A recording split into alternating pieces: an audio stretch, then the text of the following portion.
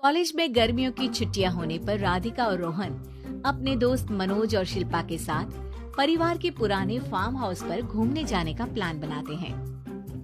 Guys, तुम दोनों को वो फार्म हाउस बहुत पसंद आएगा।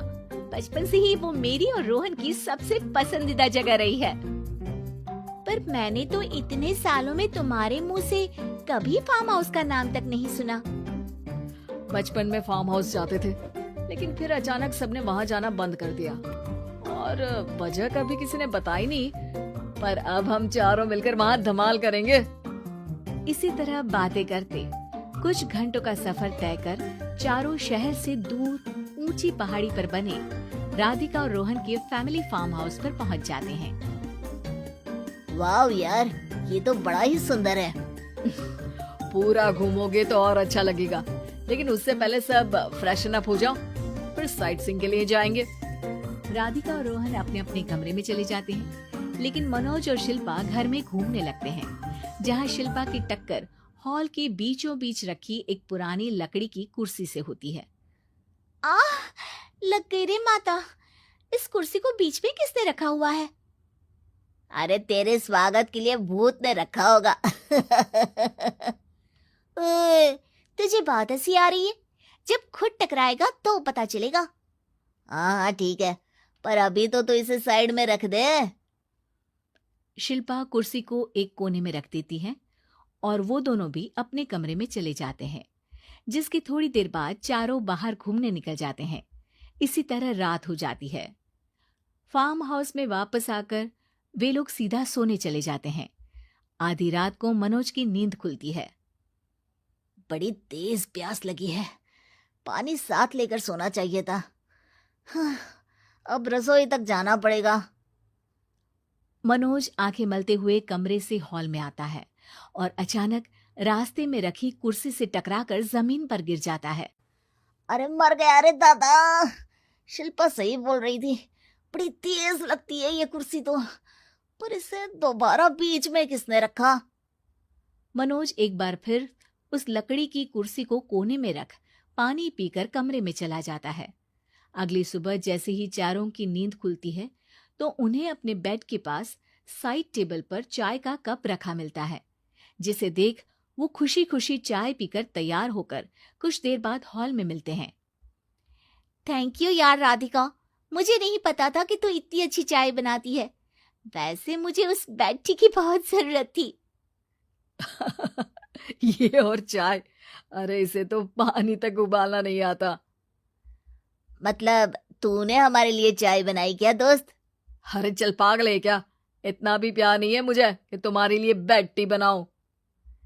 चाय पर ये चर्चा करते हुए मनोज जैसे ही पीछे मुड़ता है तो एक बार फिर लकड़ी की पुरानी कुर्सी से टकराकर उस पर गिर जाता है।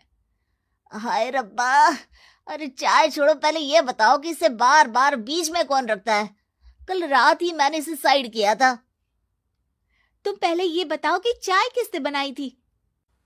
सबकी बातों को कुछ देर ध्यान से सुनने के बाद राधिका हैरानी से कुर्सी की तरफ देखने लगती है। भूत दीदी। राधिका की बात सुन आपस में झगड़ रहे सारे दोस्त शांत हो जाते हैं। क्या बोला अभी तूने? अरे पर अब वो यहाँ कैसे हो सकती हैं? क्यों नहीं हो सकती? हमने यहाँ आना छोड़ा था, पर उन्होंने तो घर नहीं छोड़ा ना। और याद करो, ऐसे बेड के पास कप रखना और कुर्सी को कमरे के बीच में रखना, ये सब वही तो करती थी। ये तुम दोनों किसकी बात कर रहे हो? अरे जो भी हो, कुछ अच्छा तो बिल्कुल नहीं लगता। अब देखो, डरने की कोई जरूरत नहीं है। वो सालों से इस घर में रहने वाली भूत दीदी है। वो बचपन से ही हमारे यहाँ आने पर एक बड़ी बहन की तरह हम दोनों का ख्याल रखती हैं। ओए, पगला गया है क्या?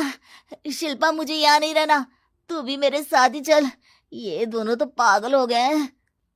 जहां मनोज डर से वापस जाने की बात कर रहा होता है, वहीं शिल्पा अपने फोन में बिजी होती है। क्या तुम्हें यहाँ की सिचुएशन समझ में नहीं आ रही जो फोन में लगी हो?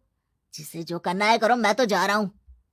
मनोज हड़बड़ाहट में अपने कमरे की तरफ जाता है, जिसके साथ राधिका और मोहन भी उसे रोकने के लिए पीछे पीछे जाते हैं, लेकिन शिल्पा वो तो अभी भी फोन में लगी रहती है।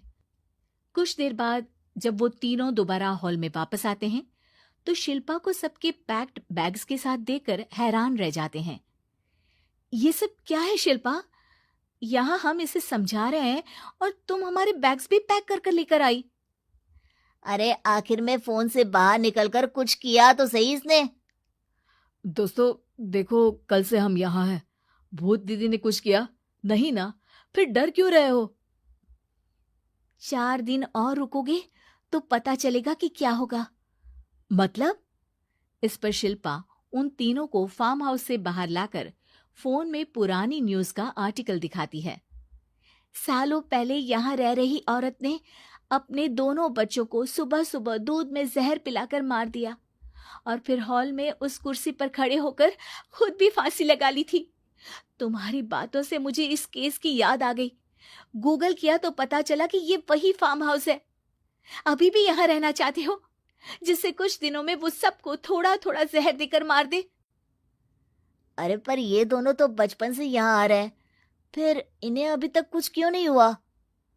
वो तो पापा बताते हैं कि हम आते थे।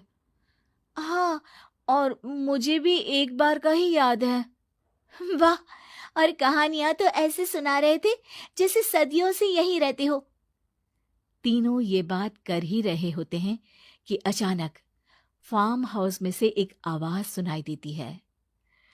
मैं यहाँ किसी को जिंदा नहीं रहने दूंगी, किसी को नहीं। बस ये सुनने की देर ही होती है कि चारों डर से कांपते हुए तुरंत कार में बैठकर वहां से भाग जाते हैं।